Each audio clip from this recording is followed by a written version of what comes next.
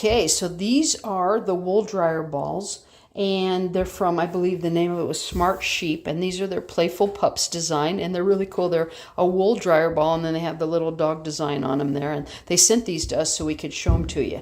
And they came in a multi-pack, and the dog actually has one of them that she's been carrying around in her mouth for a while, for a couple days now, because she discovered that, I don't know, maybe she likes the puppy face, I don't know. But anyway, they're really handy for putting in the dryer. We'll just put them in the dryer there, and then what they do is they help keep the clothes a little bit more separated so that there's more airflow through them so that they dry quicker. So they're actually handcrafted in Nepal, so that's pretty cool too. So yeah, they're really good quality, and they do say that like if they do get pilled up, which we've had some in the past that get pilled up, but that doesn't keep them from working. They work really, really well even if they do get kind of a little bit pilled up on the outside and stuff. So not a problem. And these are like super duper cute because they have the puppy face on them, and we love them. So good stuff. Thanks for sending those.